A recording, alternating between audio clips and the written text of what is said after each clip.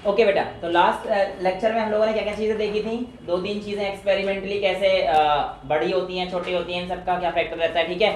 Numerical करना है at the end. इस चैप्टर के लास्ट में हमारे पास न्यूमेरिकल सेशन रहेगा, तो मैं उसकी चाहे तो वीडियो भी बना दूंगा, तो पूरे जो है हम लोग न्यूमेरिकल्स कर लेंगे। बाकी और जो एक्स्ट्रा न्यूमेरिकल्स रहते हैं वो तो हम लोग साइड वाइज कर ही लेंगे। तो लेक्चर तीसरा है मेरे हिसाब से, पता नहीं मेरे को। कैलोरीमेट्री, तो आज का जो टॉपिक है वो हमारे पास क्या रहने वाला है? Calorimetry. What is meant by the term calorimetry? तो बेटा जब हम लोग किसी भी दो बॉडीज के बीच में होने वाले हीट चेंज की स्टडी करते हैं उसको हम लोग बोलते हैं कैलोरीमेट्री। यानी कि अगर आपके पास दो बॉडी हैं और आपके पास वहां पर एक जगह से दूसरी जगह पर क्या हो रहा है? हीट का ट्रांसफर हो रहा है, तो चेंज इन हीट हो गया यहाँ पर, और इस फंडे को हम लोग क्या बोल रहे हैं? कैलोरीमेट्री। तो व्हाट इज कैलोरीमेट्री? तो आप कहना process of heat exchange between bodies is called calorimetry, ठीक है। अब मैं आपसे अगर एक चीज कहता हूं कि अगर एक बॉडी हीट कर रही, लेट्स से मैंने बोला कि व्हाट इज जैसे यहाँ पे क्वेश्चन है मेरे सामने, इसने बोल रखा है what is wrong with the following statement. इस स्टेटमेंट में गलती क्या है? क्या कि given any two bodies the one with higher temperature contains more heat. क्या बोलता है? The one with higher temperature contains more heat. यानी कि आप लोगों को आज तक जो पढ़ा होगा उसके हिसाब से तो ये बात बिल्कुल ठीक है भाई। एक ऐसी बॉडी जिसमें ज्यादा टेम्परेचर है उस पे हीट ज्यादा है, ये कहना बेटा आज से गलत हो जाएगा। दिख तो है बिल्कुल सही रहा है, the one at higher temperature will have more heat. नहीं, एक्चुअल में हीट और टेम्परेचर मैंने आपको उस दिन भी बताया था कि ये दोनों हम लोग एक साथ यूज करते हैं, बट ऐसी चीज है नहीं। जिसमें टेम्परेचर ज्यादा है उसमें हीट ज्यादा होगी, ये कहना गलत हो जाता है। एक्चुअल में स्टेटमेंट क्या सही है तो मैं भी आगे बताऊंगा, लेकिन ये गलत क्यों है पहले इस चीज को जान लो। हीट सिर्फ और सिर्फ टेम्परेचर के बढ़ने की स्टडी नहीं होती। हीट तो बेसिकली एक प्रोसेस है ऑफ ट्रांसफर ऑफ एनर्जी। तो व्हाट इज हीट अगर कोई पूछेगा तो heat is generally a process of transfer of energy. किसी भी बॉडी के अंदर से कोई चीज जब ट्रांसफर, चीज क्या है वो? एनर्जी का ट्रांसफर हो रहा होता है, वो हीट है। टेम्परेचर से कोई हीट का रिलेशन नहीं है। अगर मैं इस चीज को बोल रहा हूं तो body at higher temperature contains more heat, ये तो गलत ही हो जाएगा। लेकिन फिर सही क्या होगा बॉडी एट हायर टेम्परेचर का? अगर मैं सही, ये भी पूरा सही नहीं होगा पर फिर भी थोड़ा बहुत सही बोलने की कोशिश करूं तो आप ये कह सकते हो a body at higher temperature contains more internal energy between the molecules. Basically अगर आपके पास किसी भी बॉडी का टेम्परेचर ज्यादा है, इसका मतलब क्या होता है कि आपके पास जो उसके पार्टिकल्स हैं ना, उनके अंदर काइनेटिक एनर्जी क्या आ गई है? ज्यादा आ गया है, और क्योंकि उछलते रहे हैं वहां पे, इस वजह से वो बेसिकली आपके गर्म हो गए हैं। तो ये स्टेटमेंट गलत है, ठीक है, कि टेम्परेचर ज्यादा हुआ तो उसके अंदर हीट होगी ज्यादा, ये चीज गलत हो जाती है, ठीक है। अब स्टेटमेंट क्या होगा? गिवन एनी टू बॉडीज, जो राइट स्टेटमेंट है वो क्या हो जाएगी? Given any two bodies in thermal contact with each other then heat will flow from hot body to cold body till equilibrium is attend. यानी कि हीट क्या है? Passage of transfer. अगर आपके पास कोई दो बॉडी हैं और वो आपस में एक दूसरे कॉन्टैक्ट में हैं, और अगर मुझे हीट बताना हो तो मैं बोलूंगा transfer of energy from hot body to cold body, वो आपके पास हीट है। अगर मैं स्टेटमेंट पढ़ूं मेरी बुक में जो लिखा हुआ है यहाँ पर, given any two bodies in thermal contact the one with higher temperature will transfer energy to other by heat. समझ में आ गया स्टेटमेंट? यानी कि जो हायर टेम्परेचर पे है वो अपना दूसरी बॉडी को एनर्जी ट्रांसफर कर देगा, किस फॉर्म से? हीट फॉर्म से। तो समझ में आ गया हीट हमारे पास क्या चीज होती है? तो there is a wide difference between a heat and a temperature। Temperature की वजह से किसी पार्टिकल की इंटरनल एनर्जी बढ़ जाती है बस, लेकिन हम लोग उसको हीट में नहीं लगेंगे, ठीक है। So this is all regarding जो फंडा हमारे पास रहती हैं, दिक्कतें जो हम लोग मिसकॉन्सेप्शन बना लेते हैं, जिस बॉडी का टेम्परेचर ज़्यादा उसमें हीट ज़्यादा, नहीं, ऐसा जरूरी नहीं है, राइट। बस हीट अगर बताएं जैसा mode of transfer of energy from higher body temperature to lower body temperature, ठीक है, समझ में आता है। फिर आगे चलते हैं, आगे हमारे पास जो टॉपिक आता है वो आता है स्पेसिफिक हीट। किसका आता है बेटा? Specific heat. अब देखो बेटा, एक चीज हमारे पास आती है स्पेसिफिक हीट कैपेसिटी और एक आता है स्पेसिफिक हीट। तो आज जो हमारे पास सबसे पहले आएगा वो हमारे पास आएगा स्पेसिफिक हीट कैपेसिटी। क्या बोला मैंने? Specific heat capacity. अगर मैं बोलता हूं स्पेसिफिक हीट कैपेसिटी क्या है, तो किसी भी 1 ग्राम बॉडी का टेम्परेचर 1 डिग्री सेल्सियस राइज करने में आपने जितनी हीट उसको प्रोवाइड करी है वो आप लोगों की स्पेसिफिक हीट कैपेसिटी होती है। The amount of heat required by a body to raise its by a 1 gram substance, the amount of heat required by 1 gram substance to increase its temperature by 1 degree Celsius is called specific heat capacity। कितनी amount of heat आप देते हो 1 gram substance को इस तरीके से कि वो अपना टेम्परेचर कितना बढ़ा ले 1 डिग्री सेल्सियस से, तो वो आपके पास क्या आ जाएगा? स्पेसिफिक हीट कैपेसिटी, जिसको हम लोग किससे रिप्रेजेंट करने वाले हैं? Q से। अब सीधी सीधी बात है, अगर ये Q मैं कह रहा हूं कि किस चीज पे डिपेंड करता है, तो सबसे पहली बात तो उसके मास पर, नेचर ऑफ सब्सटेंस पर, तो यानी कि Q डायरेक्टली प्रोपोर्शनल है हमारे पास M के, राइट। और ये जो स्पेसिफिक हीट Q ये किसके पास किसके प्रोपोर्शनल होगा? चेंज इन टेम्परेचर के भी, राइट। समझ में आ रहा है? अब यहाँ पर आपसे पूछा जाएगा, इन दोनों इक्वेशन को कंबाइन कर सकते हैं क्योंकि Q दोनों के प्रोपोर्शनल है, तो इन दोनों को कंबाइन करूंगा तो Q डायरेक्टली प्रोपोर्शनल टू आपके पास क्या हो जाएगा? M times delta T। और अगर मैं प्रोपोर्शनलिटी का कांस्टेंट हटाता हूं तो मेरे पास एक प्रोपोर्शनलिटी कांस्टेंट आएगा जिसका नाम क्या हो जाएगा? Q is equals to M C delta T। Q क्या है मेरे पास? Amount of heat, amount of heat किसी भी चीज की डायरेक्टली प्रोपोर्शनल होगा किसके? उसके मास के। Amount of heat directly proportional करेगा टेम्परेचर के। लेकिन जब मैं इन दोनों को मिलाऊंगा तो मेरे पास एक कांस्टेंट आएगा, और कांस्टेंट क्या है? C, जिसको हम लोग क्या बोलते हैं? Specific heat capacity. तो Q is equals to MC delta T। और अगर मुझे स्पेसिफिक हीट कैपेसिटी निकालनी हो तो C is equals to Q by M times delta T। यहाँ से आप लोगों के पास स्पेसिफिक हीट कैपेसिटी का छोटा सा फॉर्मूला बन जाता है। समझ में आया? यहाँ तक किसी को कोई डाउट है? तो हाँ, स्पेसिफिक हीट कैपेसिटी है। तो what is specific heat capacity? तो आप कहेंगे the amount of heat required for a unit mass of a body to raise its temperature by 1 degree Celsius. यही डेफिनेशन मैंने आपको पहले ही बोली थी, यही आपको किताब में भी दे रखी होती है, यही सारी चीजें आप लोगों को पूछी भी जाती है। स्पेसिफिक हीट और स्पेसिफिक हीट, नहीं, स्पेसिफिक हीट अभी आगे आएगा बेटा, स्पेसिफिक हीट अभी आगे आएगा, अभी हम उसको लेके आएंगे। देखो अभी ये जो C है मेरे पास, ये स्पेसिफिक हीट कैपेसिटी है। स्पेसिफिक हीट जो है वो, जैसे ये तो हर जगह कांस्टेंट रहता है। अब वाटर की स्पेसिफिक हीट अगर मेरे को 1 पता है तो वो 1 हर जगह कांस्टेंट रहेगी, लेकिन अभी आप बोलोगे स्पेसिफिक हीट तो वो मास पे डिपेंड करेगा, हम वो आगे देखेंगे। तो मैं अभी नहीं चाह रहा कि वो चीज आपको यहाँ पे कंफ्यूज है, जस्ट 1 मिनट में। क्यों? तो अमाउंट ऑफ हीट, क्यों अमाउंट ऑफ हीट है, क्यों अमाउंट ऑफ हीट। एक चीज है अमाउंट ऑफ हीट और एक है स्पेसिफिक हीट कैपेसिटी। तो ये स्पेसिफिक हीट कैपेसिटी वो हमारे पास क्या है? C। क्यों? तो अमाउंट ऑफ हीट, कितना हीट आप दे रहे हो, heat is a form of energy, तो बेसिकली आप एनर्जी भी कह सकते हो, राइट। अब अगर मैं आपसे कहता हूं मैकेनिकल इक्विवेलेंट ऑफ हीट, क्या बोला मैंने?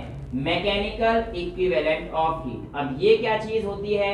ये चीज आप लोगों से अगर पूछ लिया जाए कि what is meant by mechanical equivalent of heat, basically इसने हमारे पास मैकेनिकल इक्विवेलेंट को हम लोग कैसे बोलते हैं कि amount of work done necessary to produce unit amount of heat is defined as mechanical equivalent of heat। बेसिकली अगर मैं आप लोगों को बोलूं कि ये यूनिट अमाउंट ऑफ हीट को प्रोड्यूस करने के लिए कितना वर्क डन आप करेंगे, वो मैकेनिकल। कहने का मतलब क्या है? जो भी आप काम कर रहे हो उससे कितना हीट प्रोड्यूस हुआ, वो मैकेनिकल इक्विवेलेंट ऑफ हीट है। Well I would like to say कि W डायरेक्टली प्रोपोर्शनल होगा Q के डेफिनेशन के हिसाब से। भाई जितना आप काम करोगे उस काम में से कोई भी चीज कितनी हीट प्रोड्यूस कर रही है वो उसकी मैकेनिकल इक्विवेलेंट ऑफ हीट हो गई, यानी कि वर्क डन डायरेक्टली प्रोपोर्शनल है Q की। यहां से अगर मैं, ध्यान सुनिएगा इस चीज को प्लीज, यहां से अगर मैं डायरेक्टली प्रोपोर्शनल हटा देता हूं तो W is equals to J times of Q हो जाता है। W is equals to J times of Q आ जाता है। बेसिकली J जो हमारे पास है ये जूल्स कांस्टेंट है। क्या है? जूल। जे हमारे पास बेसिकली जूल्स। अभी सुनना मेरी बात को ध्यान से, क्योंकि अब इंपॉर्टेंट चीज बताऊंगा मैं। तो यहां से अगर जे लिखने के लिए आ जाए तो मैं लिख सकता हूं W/Q। अब ये क्या बोलता है डेफिनेशन, इस चीज को देखते हैं। उसको छोड़ के एक डेफिनेशन जो हम इससे बना सकते हैं, the ratio of amount of work done to that of heat produced by it will always be constant. क्योंकि इसका रेशियो जो रहेगा वो तो जे के इक्वल ही रहेगा ना हमेशा, ये कांस्टेंट है। लेकिन जे जो आया आपको ऐसा लगता है कि इसको हटाने की वजह से प्रोपोर्शनलिटी कांस्टेंट आया है। भाई आज तक बचपन से ही तो पढ़ते आ रहे हैं कि डायरेक्ट प्रोपोर्शनल के साथ हटाएंगे तो एक प्रोपोर्शनलिटी कांस्टेंट आता है, और इस चीज को देखकर हमें ऐसा लग रहा है कि जे यहाँ पे क्या है? Proportionality constant. पर क्या जे प्रोपोर्शनलिटी कांस्टेंट है? आप क्या है? नहीं, जे यहाँ पर प्रोपोर्शनलिटी कांस्टेंट नहीं होता है। J is not a proportionality constant. Important. ये तो जूल्स आपकी स्टेटमेंट ये थी, जो जूल है जो आप नापते हो, तो ये आपकी स्टेटमेंट थी। क्या? कि the ratio of work done to the amount of heat produced will always be constant. ये उनकी स्टेटमेंट थी। ठीक है? हाँ जी, ये कांस्टेंट है ना? जे कांस्टेंट है। जे क्या है बताता हूं। जे कांस्टेंट नहीं है। जे यहां पर आपके पास आता है कन्वर्जन फैक्टर। ये क्या है बेटा? Conversion factor. कन्वर्जन फैक्टर का मतलब क्या होता है? देखिए, आप लोगों को रटना नहीं है, आज मैं आपको समझाता हूं कैसे आता है। वर्क डन को जनरली हम लोग जो है जूल में लिखेंगे, राइट, और क्यू आपको अगर मेरी तो कैलोरी। तो ये जो जूल को कैलोरी में कन्वर्ट करना है तो यहाँ पे आप लिख देना 4.2 जूल, राइट। तो समझ रहे हो? ये तो तरीका बता रहा हूँ, क्योंकि हम लोगों को पता रखना, याद रखना पड़ता है कि कितने कैलोरी में कितने जूल होते हैं। तो कैलोरी को इधर ले जाओ तो आपके पास हो जाएगा 1 कैलोरी इज इक्वल्स टू 4.18 होता है, मैंने ये ऐसे होता है 4.18, बट मैं 4.2 ले लेता हूं। तो एक कैलोरी को अगर आपको जूल में कन्वर्ट करना रहा तो आप लोग क्या कर देंगे? 4.2 की मल्टीप्लाई कर दीजिएगा। तो 1 calorie is equals to 4.2 joule. ये इंपॉर्टेंट आपका बन जाता है। कहने का मतलब जो आपका W है ये JQ के इक्वल होता है। जे क्या है? कन्वर्जन फैक्टर है। अगर कैलोरी में दे रखा है तो जूल में कन्वर्ट करने के लिए यूज कर लेना, और जूल में दे रखा है तो कैलोरी जो क्वेश्चन में पूछेगा उससे। जे कोई फॉर्मूला नहीं है, जे कोई कांस्टेंट नहीं है, जे कुछ भी नहीं है। जे क्या है? सिर्फ और सिर्फ एक कन्वर्जन फैक्टर बेटा, जो आपके पास तब यूज होगा जब आपको कोई भी एनर्जी जूल से कैलोरी में लानी होगी या कैलोरी से जूल में लानी होगी। अदरवाइज इसका कोई रोल ही नहीं है। एग्जाम्पल दें, मैं आपसे कहता हूं, ध्यान सुनिएगा, एक झरना है। क्या है? झरना, और ऊपर से पानी नीचे आ रहा है। तो जब ऊपर से पानी नीचे आ रहा है तो उसके अंदर क्या स्टोर होगी? पोटेंशियल एनर्जी होगी, जो कि किसके इक्वल होगी? mgh के इक्वल होगी। भाई अगर झरना नीचे आ रहा है तो उसका mgh के इक्वल होगा, और अगर वो नीचे आ गई है तो उस समय पर वो नीचे गिरते समय उसको कुछ टेम्परेचर राइज करेगा, उसका टेम्परेचर राइज करेगा, और वाटर की स्पेसिफिक कैपेसिटी कुछ ना कुछ तो फिक्स होगी, राइट। अब मैं अगर इस फॉर्मूले को यूज करता हूं एक झरने के लिए जो कि नीचे आता है, तो नीचे गिरने पर उसका टेम्परेचर कितना राइज हुआ ये, या कितना चेंज हुआ टेम्परेचर? राइज ही नहीं कह रहा, मुझे नहीं पता, वैसे तो जनरली राइज ही होगा, है ना। बस जो भी हो, चेंज इन टेम्परेचर कितना होगा मेरे को ये पूछता है बेटा। तो आप इस फॉर्मूले को यूज कर लीजिए, W is equal to J times of Q। तो J यहाँ पे कुछ है ही नहीं, कन्वर्जन के लिए यूनिट होता है, उससे मुझे मतलब ही चेंज ही नहीं आएगा। तो वर्क डन कितना होता है जब हाइट पे होता है पोटेंशियल एनर्जी की? mgh is equals to J, पढ़ा रहने दो, Q की जगह क्या लिख सकते हो? mc डेल्टा T या डेल्टा थीटा, कुछ भी लिख लो, डेल्टा T लिख लो, डेल्टा थीटा लिख लो, एक ही बात है भाई। अगर डेल्टा थीटा है तो चेंज इन टेम्परेचर होता है, वो किसी किताब में डेल्टा थीटा मिल जाएगा, किसी किताब में डेल्टा थीटा। तो mgh is equals to J times of mc delta T। आपको निकालना क्या था? डेल्टा T निकालना था, चेंज इन टेम्परेचर निकालना था। तो delta T is equals to m से m तो उड़ जाएगा, gh बाय J और C। एक C क्या है? Specific heat capacity of water, जो कि हमारे पास क्या रहने वाली है? फिक्स रहने वाली है, इसमें तो कोई चेंज आने से रहा, राइट। अब जब मेरे पास डेल्टा T निकाल लिया है, ये पर डिग्री सेल्सियस में है। अब आप लोगों से ये तो आगे आपके पास पोटेंशियल एनर्जी को कैसे कन्वर्ट किया, ठीक है। इवन आपका इससे भी काम चल जाएगा, अगर सीधा सीधा पूछ रहा है जूल में कितना हो, कोई फर्क नहीं पड़ेगा। वो तो फॉर्मूले में जूल में पूछा है तो 4.2 क्यों करना है, ठीक है। वो तो अगर आपको दे रखा है कैलोरी में, तो आपको जूल में कन्वर्ट करने के लिए 4.2 की मल्टीप्लाई करनी पड़ेगी। आज मैं कहता रहा हूँ लगा लो हटा लो कोई दिक्कत नहीं, डिपेंड करेगा कि आपको कैलोरी में दे रखा है कि नहीं। अगर कैलोरी में दे रखा हो जूल में कन्वर्ट करने के लिए जे की मल्टीप्लाई करना, कन्वर्जन फैक्टर मैंने आपको बता दिया, एक कैलोरी है 4.2 जूल बस। वो अगर जूल में दे रखा हो तो इसे यूज नहीं करना, कैलोरी में दे रखा है तो 4.2 की मल्टीप्लाई कर देना, कहानी खत्म। अभी जैसे मान के चलो बंदूक चलती है धूम, अब उस बंदूक में से जब गोली निकलेगी तो गोली अगर किसी वुडन सरफेस को स्ट्राइक करती है, अगर किसी वुडन सरफेस को स्ट्राइक करती है तो उसका टेम्परेचर राइज हो जाता है, बढ़ जाएगा। कितना बढ़ेगा? गोली का या वुड का? वुड का जिस पे स्ट्राइक किया उसका ही बढ़ेगा। वैसे बंदूक की गोली का बढ़ता है, वो पिघला देती है और उसके बाद दिक्कत करती है। वैसे उसका फंक्शन और अलग होता है, आपको पता होगा कि अंदर कारतूस वगैरह भरा रहता है, मटेरियल वगैरह, फिर हम लोग जब ट्रिगर दबाते हैं तो एक्चुअल में वो हटता है और वो हाई प्रेशर की वजह से स्पार्क होती है, और स्पार्क होने की वजह से वो बारूद जलता है, वो तेजी से आगे चली जाती है, और जब वो किसी चीज़ को स्ट्राइक करेगी तो ऑब्वियसली बात है अपनी एनर्जी उसमें ट्रांसफर करेगी, है ना। तो आप दो तरीके से मरते हो, एक तो उसके इम्पैक्ट से और दूसरा से पॉइजन बारूद वगैरह फैलाता है वो आपके यहाँ पड़ जाता है और फिर पॉइजन वगैरह फैल जाता है बॉडी में, इससे हमारी जो है मौत हो जाती है गोली चलने से। लेकिन हमें मौत नहीं करनी। गोली अगर हाथ पे लगेगी नहीं, ऐसे जितने ऐसा नहीं है कि वो डिपेंड करता है इम्पैक्ट पे कितना है, कहाँ पे लगी, ऐसा नहीं कि हर बार मौत ही होगी। छू के निकल गई तो बस यहाँ से बाउंड कर जाएगी, फिर पट्टी वट्टी कराना डॉक्टर से। तो फिर वो मौत वात तो नहीं नहीं ऐसा जरूरी। अरे यार ऐसा तो अब इंसान के चांसेस के ऊपर है, लगेगा तो यहाँ पे लगे तो ही बच जाए इंसान, और वो डिपेंड करता है गोली कौन सी है। इतनी मोटी गोली छेद करके यहाँ तक आ रखी है, फिर कैसे बचेगा? और वो डिपेंड करेगा ना कि आपके पास अमाउंट ऑफ इम्पैक्ट कितना गया है।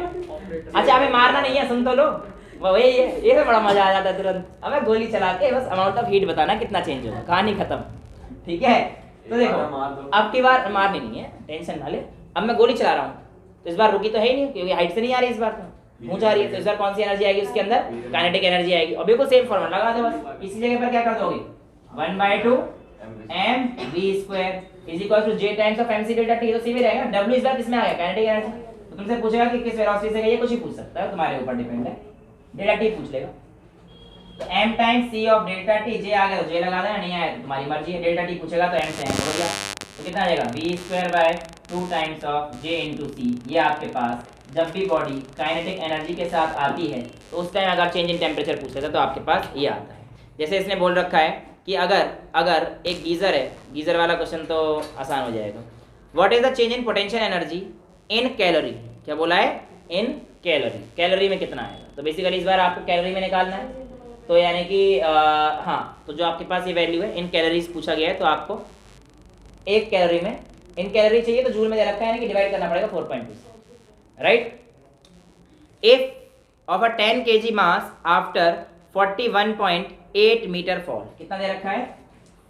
10 kg के मास में अगर ये इतना ऊपर से गिरा है तो बताइए आपके पास चेंज इन एनर्जी कितना होगा इन कैलोरी। अब मेरी एक बात ध्यान सुनना, कुछ बच्चे क्या करते हैं, ये 4.2 ले लेंगे और एक क्वेश्चन आ जाएंगे टफ। अब ये 41.8 दे रखा है ना, तो इसकी असली वाली वैल्यू लेना, कौन सी?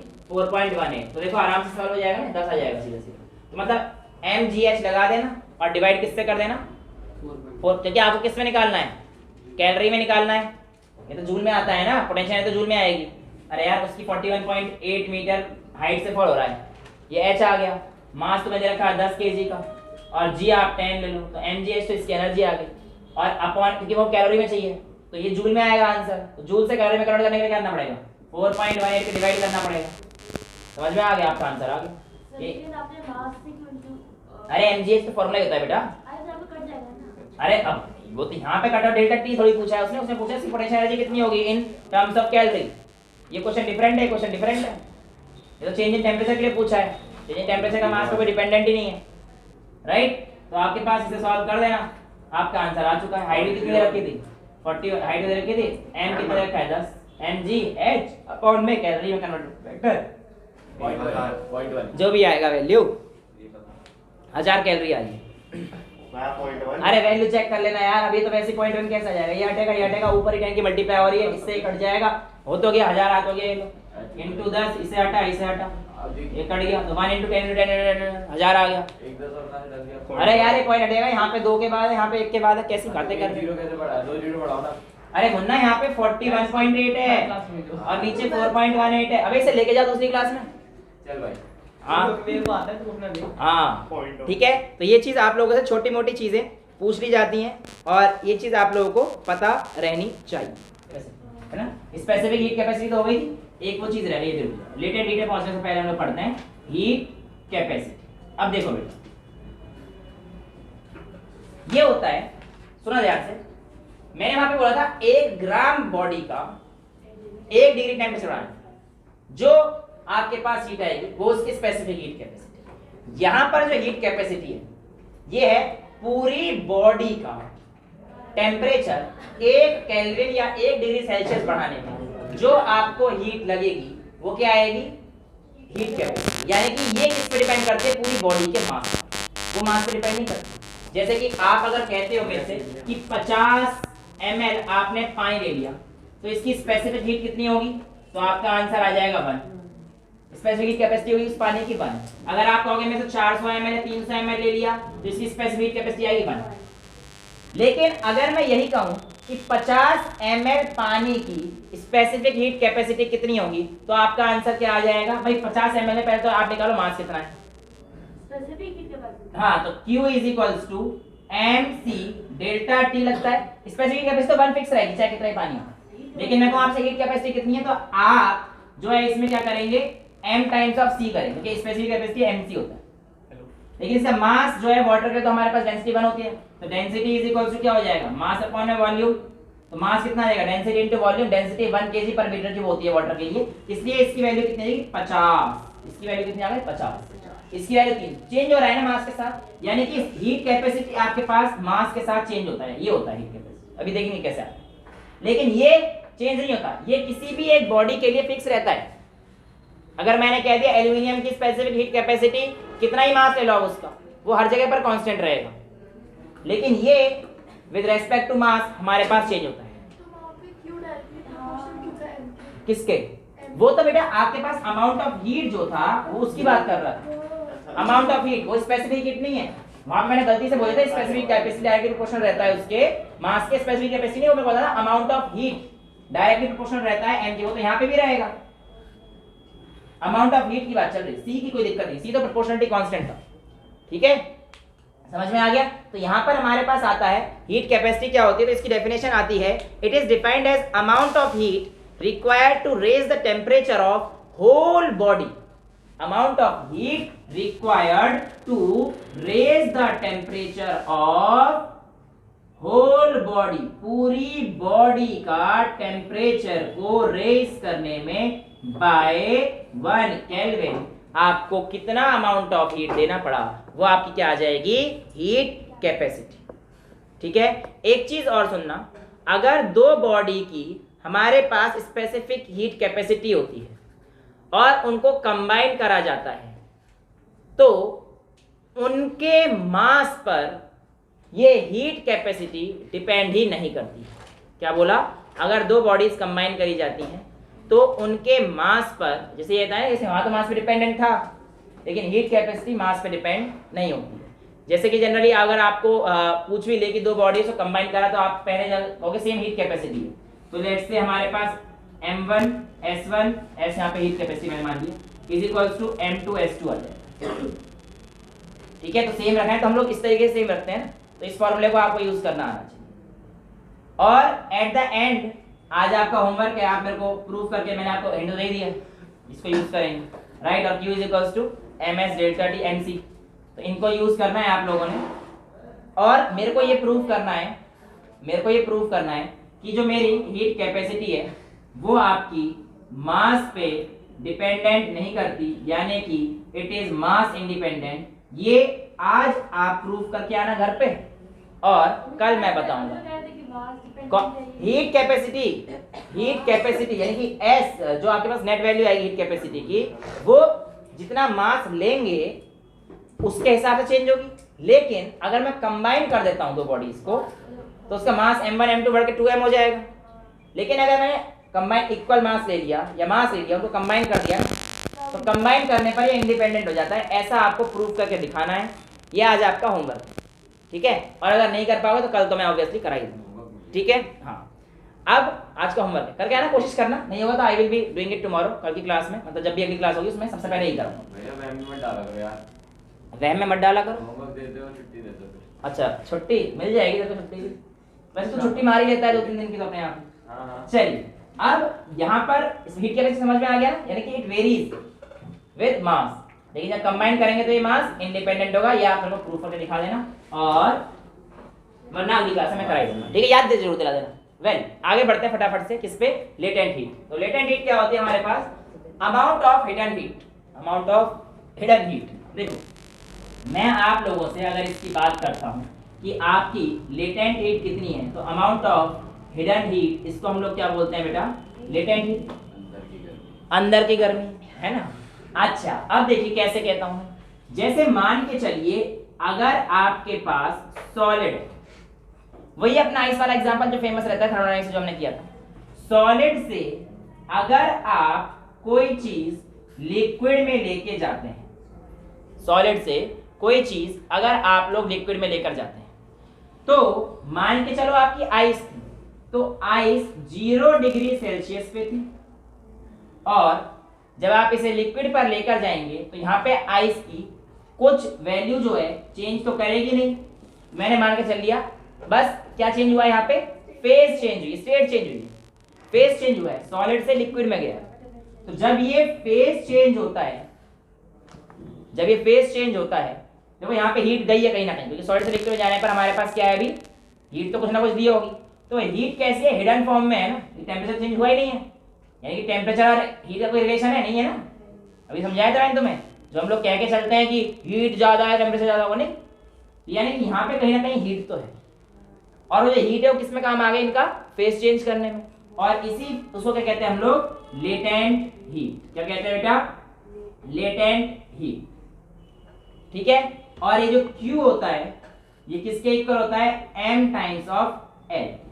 लेटेंट हीट अगर आपसे पूछे कितना हीट होता है तो Q is equals to ml, where L is the latent heat capacity, C होता है स्पेसिफिक हीट कैपेसिटी, यहाँ पे क्या आ जाएगा, लेटेंट हीट कैपेसिटी, बिल्कुल सेम है, कोई अंतर तो है नहीं, L क्या होता है, लेटेंट हीट कैपेसिटी, है ना। अब अगर मैं आप लोगों से कहूं कि लिक्विड 0 डिग्री से यहाँ पर था और मैंने इसको वेपर में बना दी, 50 डिग्री पहुंचा दी, तो लिक्विड से लिक्विड में रहा, और इस समय पर अगर मैंने टेम्परेचर चेंज कर दिया है 50 डिग्री सेल्सियस, तो क्या इस समय पर मेरे पास लेटेंट हीट आएगी, आप कहना नहीं सर, यहाँ पर कोई भी लेटेंट हीट नहीं आएगी, क्योंकि यहाँ पे लिक्विड से लिक्विड, हिडन हिडन का कोई मतलब नहीं है यहाँ पे, जब तक फेज चेंज नहीं होगा आप लोग लेटेंट वर्ड का इस्तेमाल नहीं करेंगे, ठीक है। तो आपके पास यहाँ पर जो है Q1 आ गया, ये Q2 आ गया, मतलब यहाँ पे जो अमाउंट ऑफ हीट है इसको कैसे निकालोगे आप, Q is equals to m into L, और यहाँ पे जो Q आप निकालोगे वो आप कैसे निकालोगे बेटा, m times C of delta T, इसकी हीट ऐसे निकलेगी। फिर अभी आपने कहा कि सर ये लिक्विड जो है हमारे पास, इसी लिक्विड में आपने पहुंचाया कितने पर, 100 डिग्री सेल्सियस पर, अभी भी नहीं है, यानी कि अभी भी आप ये निकालोगे mc डेल्टा T। अब एक चीज याद रखना, ये दोनों सेम आएंगे कि m मास अगर सेम रखा है, c तो कांस्टेंट रहेगा, और डेल्टा T यहाँ पे 50 से 0 में भी हमारे पास 50 आएगा, 50 100 ही 50 आएगा, राइट। अब इस लिक्विड को मैंने जो है गैस में बना दिया, ठीक है, हाँ जी। अब ये गैस आएगा अगर 100 डिग्री पर, तो यहाँ पे क्या आ जाएगा, m टाइम्स n, राइट। अब यहाँ पर एक चीज ध्यान से देखिएगा, सॉलिड से लिक्विड में जाने वाली हीट जो लेटेंट थी उसे हम लोग कहेंगे लेटेंट हीट ऑफ फ्यूजन। तो लेटेंट हीट का एक पार्ट क्या आ गया, लेटेंट हीट ऑफ फ्यूजन, समझ में आ रहा है। और दूसरी, जब लिक्विड से गैस में जाएगी तो उसे क्या कहेंगे, लेटेंट हीट ऑफ वेपराइजेशन, यानी कि वेपर्स बन गए ना अब तो गैस में, तो लेटेंट हीट ऑफ वेपराइजेशन। तो एक अगर मैं यहाँ पे कहूँगा ml, तो यहाँ पे कितना आ जाएगा, Q2 मान लेते हैं इसको Q3 और इसको Q4, तो आपके पास क्या आएगा, ml सॉलिड से लिक्विड वाला, दूसरा mc delta T, net value कैसे निकालोगे, इन सब की वैल्यूज दी होंगी, है ना, plus mc delta T plus ml कौन सा वाला, लिक्विड से गैस। समझ में आया। इसे क्वेश्चन हम लोग थर्मोडायनामिक्स में कर चुके हैं, है ना, आइस यही क्वेश्चन किया था और उसमें हम लोगों ने साफ साफ चीजें देखी भी थी। तो ये तो एक चीज रहती है, राइट। अच्छा, दूसरा, आप लोगों को कुछ क्वेश्चन ऐसे दिए रहते हैं, मान के चलो आपके पास एक कोल्ड बॉडी थी और एक हॉट बॉडी थी, यानी कि कोल्ड वाटर था और हॉट वाटर था, और आपने उसको मिक्स कर दिया। मिक्स करने के बाद टेम्परेचर चेंज कितना हुआ? तो ऐसे केस में आपको एक ही चीज लगाना होता है, m1c1 delta t1 is equal initial और ये फाइनल m2c2 डेल्टा t2। इसको आप यूज कर लेना और इससे आपके पास आपका क्वेश्चन आ जाता है। जनरली कुछ चीज़ें फिक्स होती हैं तो ये आपको दिया होता है, बट अगर नहीं दिया हो तो आपको याद भी रखनी पड़ सकती हैं, क्योंकि अगर कई बार जो है क्वेश्चन में पूछ लेगा कि इसकी वैल्यू बताओ, तो इसमें आपको लेटेंट हीट आपको याद रहनी चाहिए। तो आप ये नोट कर लीजिए please, latent heat of fusion, यानी कि आपके पास जो आइस का है, लेटेंट हीट ऑफ आइस भी कह सकते हैं। लेटेंट ऑफ फ्यूजन का मतलब क्या है भाई? सॉलिड से लिक्विड में जा रहा है, यानी कि लेटेंट हीट ऑफ आइस अगर मैं इसकी बात करूँ तो 80 कैलोरी पर ग्राम। कितना होता है? 80 कैलोरी पर ग्राम। जूल की टर्म में ये 336 किलो जूल पर केजी। ठीक है, तो ये 336, इसके लिए लेटेंट हीट ऑफ फ्यूजन ये आपके पास आती है। और वेपराइजेशन जो होती है स्टीम में, यानी कि एल स्टीम, वेपराइजेशन वो गैस में जा रहा है, तो उसकी एल स्टीम में कितनी होती है? 540 कैलोरी पर ग्राम। ये किसकी है? ये बेटा वेपराइज स्टीम वाली 540 कैलोरी पर ग्राम, और भाई 4.2 से मल्टीप्लाई करना तो 2260 आएगा। हाँ, 2260 किलो जूल पर केजी। ये आपके पास किस में आती है? किलो जूल में। और ये क्या है? ये क्या है आपके पास? ये वैल्यू आपको याद रखनी पड़ सकती है, इसलिए बस ये रखनी पड़ेंगी। ठीक है, ये जो दो वैल्यू है, ये अगर आपको ना भी दे तो आपको एम एल यूज करना पड़ेगा, तो एल की वैल्यू आपको डायरेक्ट पता होनी चाहिए। सॉलिड में क्या था? 336 ये किलो जूल पर केजी के लिए, ये कैलोरी में। तो ये आपको कन्वर्जन तो मैं सिखा रखा हूँ, एक याद कर लो, बाकी दूसरा तो आपके पास जो है आपका साफ साफ आ जाएगा। ठीक है, अच्छा यहाँ पर क्या है, अगर एक चीज आती है हम लोग कहते हैं हीटिंग कर्व। क्या बोलते हैं बेटा? Heating curve. अब देखो यहाँ पर क्या होता है कि आपके पास हीटिंग कर्व यहाँ पे बना दो, एक पॉइंट होता है मेल्टिंग पॉइंट, एक पॉइंट होता है बॉइलिंग पॉइंट, फिर उसके आगे वेपर बन जाते हैं, राइट। अब सॉलिड जो है हमारे पास क्या होता है? मेल्ट होगा, है ना। तो सॉलिड से ये वाला जो पॉइंट आएगा, इस पॉइंट को मैं क्या बोल दूंगा? यहाँ पे मेल्टिंग पॉइंट। ठीक है, ये हमारे पास इंक्रीज कर रहा था, और इंक्रीज करने के बाद जब वो लिक्विड में पहुंचेगा तो एक फेज पे तो फेज कांस्टेंट हो जाएगा ना, इतना दिखा है यहाँ से रहा, तो कांस्टेंट वाला जो फेज था वो हमारे पास ये आ गया। ठीक है, अब ये लिक्विड बन गया है। अब लिक्विड का टेम्परेचर राइज करोगे तो ये क्या बन जाएगा? यहाँ पे और थोड़ा सा ऊपर पहुंच जाएगा लिक्विड, राइट। अब ये वाला जो पॉइंट पहुंचा, लिक्विड यहाँ पे क्या हो रहा है? धीरे धीरे बन रहा है, यानी कि बॉइल हो रहा है, राइट। ये वाला पॉइंट मेरे पास क्या आ जाता है? ये वाला। ठीक है, ये वाला पॉइंट क्या आ गया मेरे पास? Boiling point. और जब बॉइलिंग पॉइंट में पहुंचता है फिर ये थोड़ी देर के लिए कांस्टेंट रहेगा, और फिर बॉइलिंग पॉइंट पहुंचने के बाद यहाँ पे क्या हो जाएगा? ये फिर गैस बन जाएगा फिर। ठीक है, तो ये 3-4 पॉइंट रहते हैं। तो देखो यहाँ पे वाला जो आपकी बुक में छोटे समझ तो गए होगे, यहाँ पर आराम से, यहाँ पे बॉइलिंग लिख देना, यहाँ पे क्या लिखोगे? गैस। सिमिलरली यहाँ पे क्या लिख देना? मेल्टिंग। और यहाँ पे क्या लिख देना? लिक्विड। ठीक है, तो ये सारी चीजें आप लोगों को पता रहनी चाहिए कि आपके पास कौन कौन सी चीजें किस किस टेम्परेचर पे थी। ठीक है, तो ये आप लोगों से पूछा जाता है, छोटा मोटा अगर ग्राफ बोले तो ये आप लोगों को पता रहना चाहिए। ठीक है, और तो मेरे को ऐसा कुछ इसमें दिख नहीं रहा कि आपके पास कैसा आया, क्या आया। हाँ, एक है प्रिंसिपल ऑफ कैलोरीमेट्री। क्या है? Principle of calorimetry. Principle of calorimetry कुछ भी नहीं है, कोई पूछे तो आप कहना कि what is principle of calorimetry. भाई ज्यादा बात ना कर मेरे से, तो इतना मान ले, प्रिंसिपल ऑफ कैलोरीमेट्री कहती है heat gain is equals to heat loss. हमें कितना अमाउंट ऑफ हीट गेन हुआ है वो डिपेंड करता है कितना अमाउंट ऑफ हीट लॉस हुआ है। कहानी सेम ही तो है। अरे यार, एक हायर बॉडी से टेम्परेचर अगर लोअर बॉडी में ट्रांसफर हो गया है तो हायर बॉडी क्या करेगी? लूज करेगी, और लोअर बॉडी क्या करेगी? गेन करेगी। तो कितना गेन करेगी? जितना हायर बॉडी ने लूज किया है, जितना हायर बॉडी उतना ही तो कर सकती है, उससे ज्यादा कहां से कर लेगी? ये प्रिंसिपल ऑफ कैलोरीमेट्री। अगर पूछोगे प्रिंसिपल ऑफ कैलोरीमेट्री क्या है, तो आप कहते हैं ना heat gain is equal to heat loss. ये आपके पास जो है क्या आ जाता है? ऐसा आ जाता है। ठीक है, अच्छा, अब आपसे पूछता वही चीज, दो चीजों को मिक्स करी तो temperature of mixing, delta T of mixing का कितना आएगा? तो भैया हमें तो पता नहीं है, हम तो कह देंगे सर, हम लोग ऐसा कर लेते हैं m1c1 डेल्टा थीटा 1 यानी कि मिक्सिंग का is equals to m2c2 delta theta 2 mixing, है ना। ये हम ये आपके पास आता है what is the temperature mixture at equilibrium. ठीक है, अब बेसिकली इसको अगर मैं वो करना है तो मैं डेल्टा थीटा से चेंज कर दूं, तो यहाँ पे आ जाएगा delta theta 1 minus theta of mixing is equals to m2c2 delta theta 2 minus theta of mix. ये आप लोगों के सामने आता है और ये तो चेंज हो जाएगा, सॉरी, क्योंकि आप एक तो लूज करेगा एक गेन करेगा ना बेटा। तो देखो इसमें से मान लिया लूज किया, इसने गेन किया, तभी इसका ज्यादा हो जाएगा ना। तो गेन तो मिक्सिंग में से इसे माइनस करेंगे। यहाँ तो लूज किया इसलिए इनिशियल में से मिक्सर को माइनस किया और यहाँ पे मिक्सचर में से फाइनल को माइनस किया।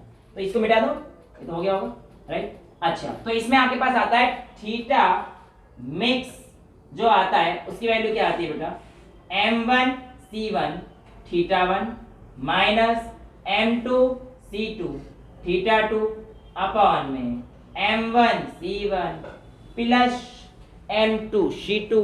ये आप लोगों के पास आ जाता है, इसको भी प्लस कर लीजिए प्लस, ठीक है।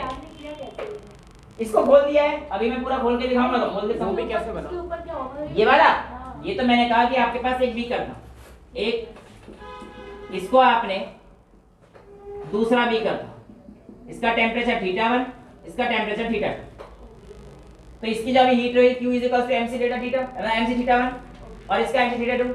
मैं आपने क्या किया, इसको इसमें उड़ा लिया इस तरीके से कि यहाँ पे आपके पास जो थीटा आया वो थीटा मिक्स आ गया।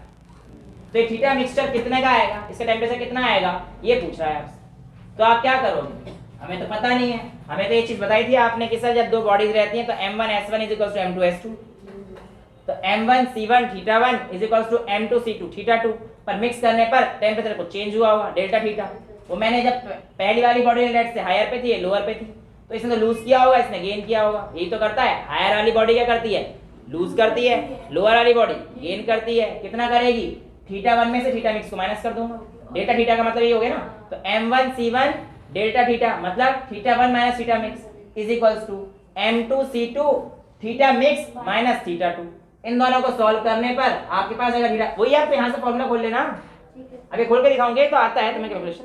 तो नेट वैल्यू जो आपके पास आती है वो आपके पास थीटा मिक्सचर की इस तरीके से आप लोगों को निकालने के लिए बोलता है, और ये चीज़ आपसे डायरेक्टली पूछी जाती है। इसके बेस पे अब एक दो चीज़ें न्यूमेरिकल्स वगैरह होंगी, तो जब हम लोग न्यूमेरिकल सेशन करेंगे उसी में सारी चीज़ें देख लेंगे, राइट। तो अभी जो है मैंने आपको कॉन्सेप्ट बता दिया है, ये भी आपको समझ में आ गया होगा। Direct Q1 plus Q2 plus Q3 plus Q4 करना है। इस तरीके से इस चैप्टर का हमारे पास आज कौन कौन सा पोर्शन, लेटेंट हीट वाला, स्पेसिफिक हीट वाला, स्पेसिफिक हीट कैपेसिटी वाला, प्रिंसिपल ऑफ कैलोरीमेट्री वाला पोर्शन खत्म हो जाता है। इसके आगे का टॉपिक हम लोग नेक्स्ट क्लास में करेंगे और न्यूमेरिकल सेशन सबसे लास्ट में कर लेंगे, जिसकी मैं इस बार वीडियो भी डालूंगा। ठीक है, that's all for today, thank you so much.